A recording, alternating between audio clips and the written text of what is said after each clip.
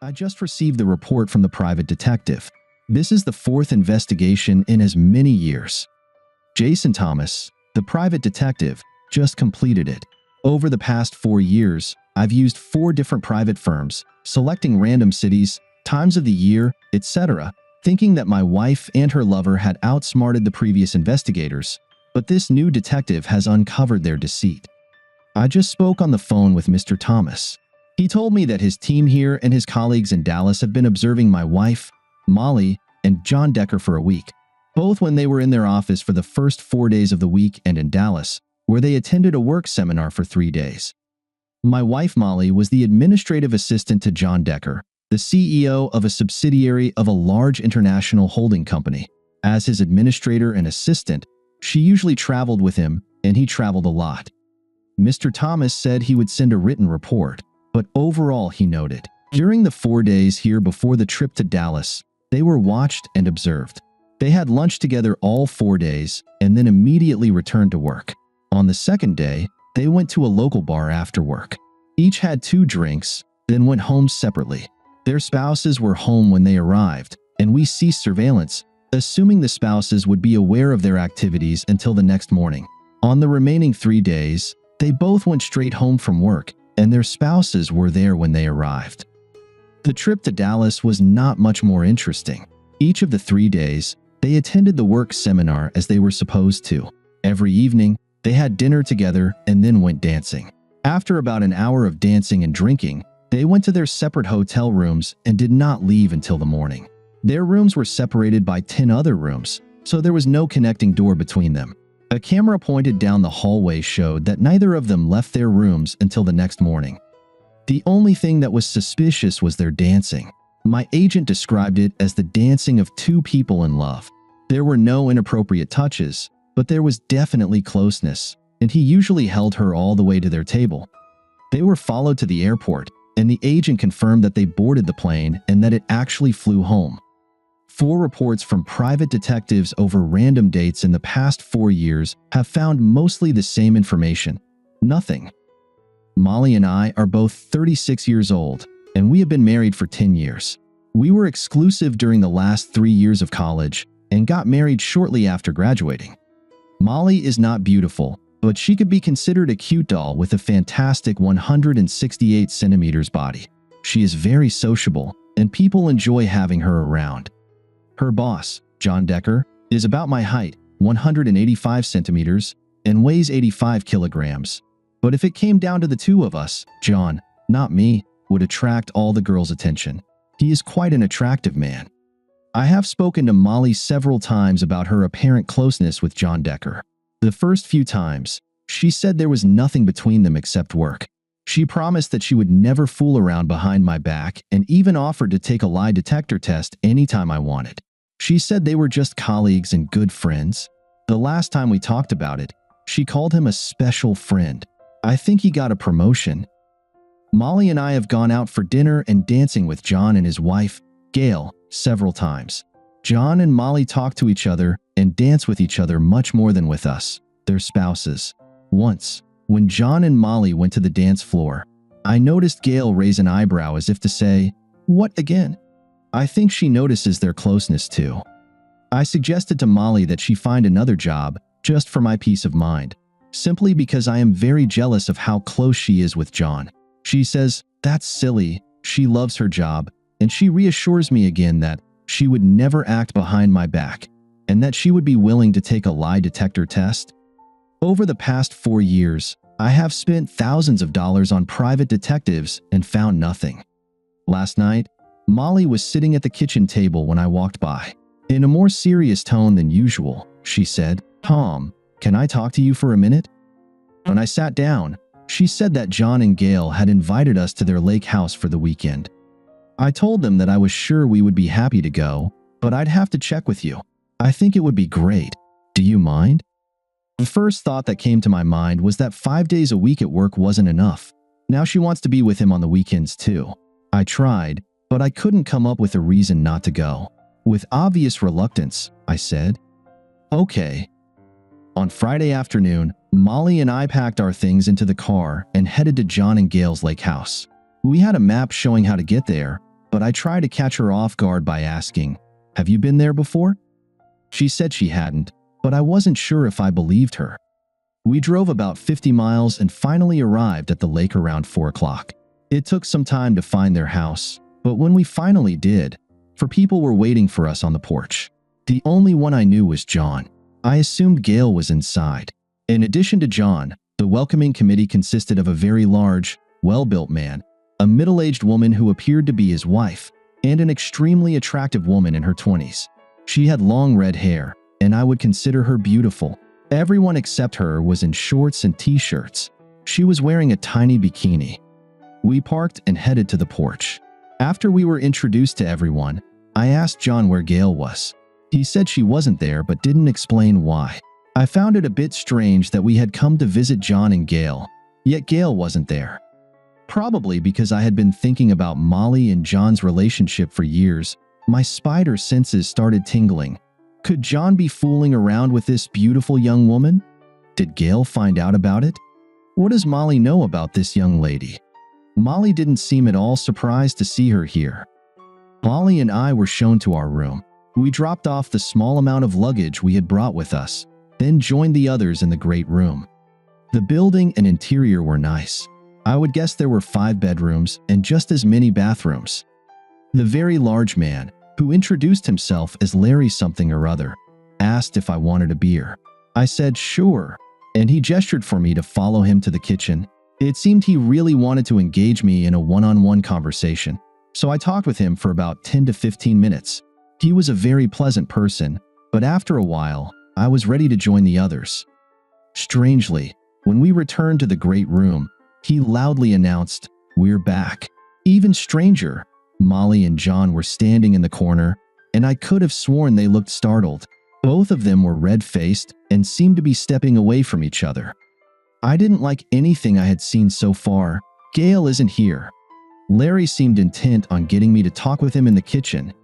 Who is this stunning young woman? Molly seemed to be cozying up with John.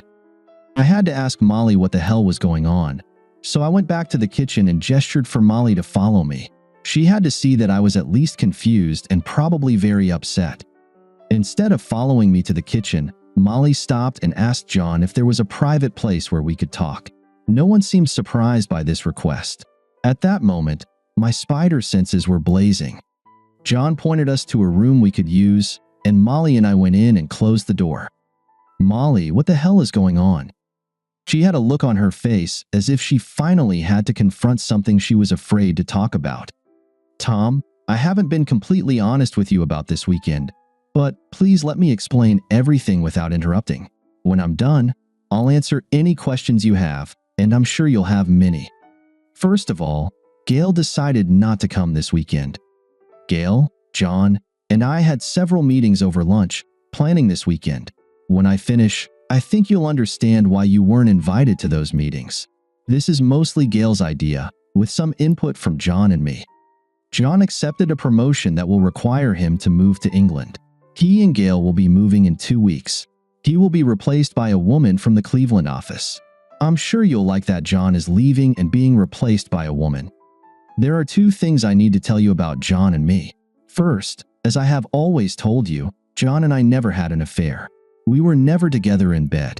Secondly, and this is the hardest thing I've ever had to tell you, I love you as much as I always have, but I'm also in love with John. Let me emphasize, I didn't just say, I love John. I said, I'm in love with John. I couldn't stay silent any longer. I jumped to my feet and yelled, I can't believe this. You brought me to this jerk's house to tell me you're leaving me for this jerk. I'm leaving, and you can find your own way home. Oh, right, we don't have a home anymore. You're moving to England with this jerk? I headed for the door when Molly grabbed my arm and shouted, Please, Tom, that's not what I said at all. Please sit down and let me finish. I love you, and I'm not leaving you, ever. You are my husband, and I will be with you until death do us part. I sat down again. Let me repeat, this is mostly Gail's idea. I think the next thing I need to do, before continuing why we are here this weekend, is to tell you who the other people are and why they are here. The nice man you talked to in the kitchen is Larry. He is the head of security for our company and is here just to make sure everyone is happy. So, he's here to keep me in check, right? Molly didn't answer. She just continued introducing the others. Jackie, the beautiful girl, is here for you if you want. She's sweet and also a high-class escort. Janet is actually Larry's wife and an excellent cook. Suddenly, a light went on in my head. The rest of this charade suddenly became perfectly clear. I could see exactly what Molly, John, and Gail had planned. Molly knew that John would disappear from her life after this weekend. The two lovers, John and Molly, would spend the weekend finally being together as lovers. After that, John and his wife Gail would go off on their adventure to England. On Sunday, after I watched my wife make love to someone else all weekend, she and I would hold hands, happily skip to our car, and live happily ever after. Is this woman crazy? They brought Larry to make sure I didn't harm John or accidentally hurt my unfaithful wife. Jackie is here to offer me sex. All of this is to give John and Molly a weekend of love and sex. Molly, I don't agree with any of this crap. Where the hell is Gail? You say this is all her idea. Where the hell is she? She decided that for her emotional well-being, it would be better if she wasn't here. In exchange for the weekend, John signed a post-nuptial agreement stating that if he and I have any contact of any kind in the future, John gets nothing in the divorce and Gail receives 100% of the assets. I signed a similar document for you. Both documents take effect when John and Gail leave for England. Since John and I work together, both documents also stipulate that there will be no sexual or romantic contact between us from this Sunday evening until the day they leave for England. Tom, I will truly be completely yours after this weekend, and I swear to spend the rest of my life making up for the pain I am causing you now. Why am I here if Gail isn't? You would never have agreed to let me come to John's lake house without you. For the same reason, you weren't invited to the planning lunches. You would have just said, hell no to everything. What if I just say no to all this damn nonsense right now and ask you to either join me for an immediate trip home or stay here with John and say goodbye to our marriage? Tom, it's not like that. Please understand that while you are my soulmate for life, I need this weekend with John for closure. Besides, Gail is waiting for your call. Since this is primarily her idea, she will explain everything to you. Her number is on the kitchen table. Molly, I'm asking you once more not to do this. If you go through with this, we are done. Molly came over to me, kissed me passionately on the lips, and then said, everything will be fine, you'll see. Then, without listening to my objections, Molly left the room, took John's waiting hand, and they disappeared from view. Larry kept a close eye on me for the rest of the evening, always staying between me and John. I seriously considered just leaving and filing for divorce, but I needed to know what all this meant and how far it would go. Words cannot describe my state of mind. I was furious. I wanted to hurt this bastard and my unfaithful wife badly.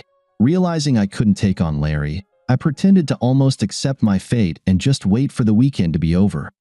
I found Jackie and said to her, you are very tempting, but I'm not going to help Molly break our wedding vows. Molly will have to do that herself.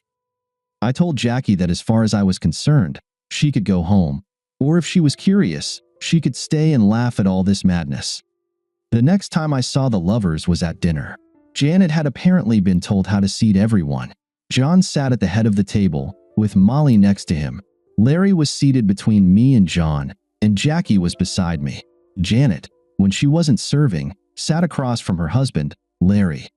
I assumed that by now my beautiful wife had become an adulteress, thus making me a cuckold. I noticed, probably at John's suggestion, that she wasn't wearing her wedding rings. The only thing I did throughout the meal was point to her bare finger. After dinner, Jackie put on a beautiful red bikini and went for a swim. I sat by the pool, contemplating the rightness of my decision not to take advantage of her services. Then John and Molly came out, holding hands in their swimwear. Larry sat next to me and tried to start a conversation. It became abundantly clear that this whole charade had been prearranged. He watched my every move, making it clear that nothing good would come to me if I made any move toward my unfaithful wife and her lover. Soon after everyone gathered by the pool, Molly came over and sat next to me. She rested her head on my shoulder and said, I love you, Tom. It will all work out. We'll talk when we get back home." I thought, this woman is crazy. I quickly stood up and walked away, loudly enough for everyone to hear. "Go to hell, you wretch." Hairs sprang from Molly's eyes, but she didn't respond to me. For the rest of the evening, I avoided everyone except Larry, of course. He was always somewhere nearby, keeping an eye on me. I decided to call Gail. Maybe she could shed some light on this train wreck. She must have been expecting my call because she answered on the first ring. She must have added me to her caller ID. In a sad voice, she asked, "How is this sad affair going? Are you still at the lake house?" "Gail, what the hell made you come up with this disaster? I don't know about you and John, but it has destroyed my marriage with Molly." "Tom, let me explain what I was thinking. I admit, I was considering my own marriage with John. I didn't think too much about you and Molly. I believe that women can move on and forgive infidelity more easily than men. I know that John deeply loves Molly and has suffered for 4 years because she refused to have sex with him. She always told him that she wouldn't have a cheap affair behind your back. I proposed a compromise, a weekend of sex and love in exchange for them never contacting each other again. I couldn't imagine them being thousands of miles apart but in constant communication. I was afraid of what that might lead to. If they ever connect in the future, in any way, it could destroy each of us. I didn't invite you to the planning lunches because you would have just said no to everything. And to you, wretch, go to hell, and be sure that things won't go as you planned." I growled and ended the call. Entering our bedroom, I found, unsurprisingly, that the only luggage there was mine. Molly's things had been moved, so it was no longer our bedroom, just my bedroom. It made me very sad to think that Molly and John were now in their bedroom. Lying in bed, I kept wondering how Molly could think that after this weekend, we could just magically resume our loving relationship. All I could assume was that their 4-year emotional affair, though not sexual, made them think the world owed them something and that everyone would understand their needs. I couldn't sleep and stayed alert, listening to everything happening around me. Around midnight, Jackie knocked on my door and came in to ask if I was okay. She also reminded me that she was still available if needed. I thanked her for the offer and said that turning it down was one of the hardest things I'd ever done. But no, thank you. She said she regretted my decision. I quietly went out to the pool. The hot tub was separated from the pool by a 3-foot stone wall. So I found a lounge chair, dragged it to the tub, and quietly settled in. Naturally, my guard was probably sleeping in his room near the bedroom of the adulterers, and he was nowhere to be seen. I waited an hour or so, then suddenly heard voices approaching the pool. I immediately recognized the voices of the 2 lovers. They couldn't see me, but I was only 10 feet away from them, hidden behind the short stone wall. Molly said, "Oh, John, this is so wonderful. I've loved you for so long, and finally, I can show you how much. I'll miss you, but we have 2 days to spend in love and remember for a lifetime. Let's undress and make love in the pool. Take off your clothes. I'll get us a couple of drinks." Molly stood up and went to the kitchen to get drinks. I hated him, and I hated Molly for the absolute emptiness I felt. Finally, the moment I had endured the whole day's humiliation for, from this jerk and my cheating wife, had arrived. John was naked and waiting for Molly when I approached him from behind. I shouted loudly enough for everyone in the house to hear me. "Hey, asshole." Asshole seemed to have become my nickname for him. When he turned around, the white-hot rage I had been storing all day surged through my veins with adrenaline, and I kicked him, hoping with all my might to completely ruin his experience of sex with my wife. He doubled over and fell backward into the pool. I knew that Larry would soon get out of bed and come after me, but I didn't think there would be a physical confrontation with him. He might yell at me, but he wouldn't want to face assault charges, and in any case, the damage to his boss was already done, and Larry wouldn't seek revenge. It registered in my mind that Molly ran to check on John's condition, but didn't bother to check on me. I had seen enough. Everything I had planned after hearing from my cheating wife was done, so there was nothing left to keep me here. I grabbed my bag, got in the car, and drove home. However, before leaving, I did one thing. I took off my wedding ring and left it on the kitchen table. Molly would probably understand that our marriage was over. I spent the rest of the weekend sitting at home in a recliner, staring at the TV. I wasn't really paying attention to what was on the screen. My mind was occupied with images of my beautiful wife with that jerk John. Since I had been at the lake house and knew the layout, I could picture them in various rooms, embracing with wide smiles, kissing as they held each other, and her in bed with him, doing what should have been only for me. I wondered what she would say when she came home, if she came home at all. I really hoped she wouldn't come back, but I didn't know where else she could go. On Sunday evening, a car pulled up and stopped in front of my house. It was John and Molly. John got out of the car, intending to walk over and open her door. He probably asked Molly to wait and let him open the door for her, obviously to humiliate me. I think he forgot that the human body stiffens after an injury and a long drive. He winced as he got out of his door, still feeling the kick I gave him 2 days ago. He had to hold onto the car's fenders to walk around the side. Finally, he reached her and awkwardly opened her door. He helped Molly out of the car. Moreover, Molly helped John help her out of the car. I was glad that my parting shot at the lake house had obviously disrupted their lovemaking. This whole display was meant to show me that he was returning her to me after she had chosen to stay with him over me at the lake house.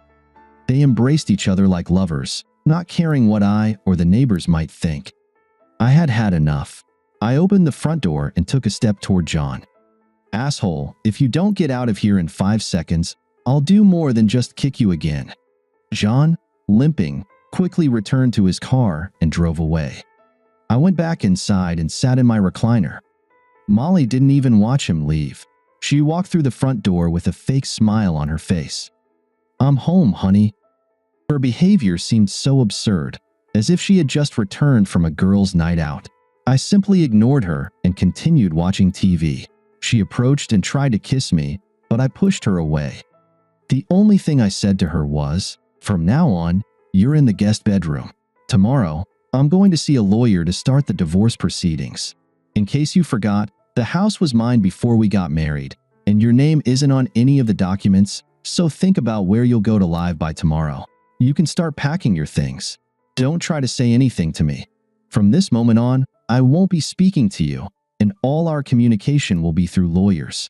From now on, you can be free to replace your lost lover with whomever you want." I went back to watching TV. Molly's shoulders slumped as she realized that reconciliation was impossible. She cried bitterly as she went up the stairs. In one weekend, she had lost both her lover and her husband.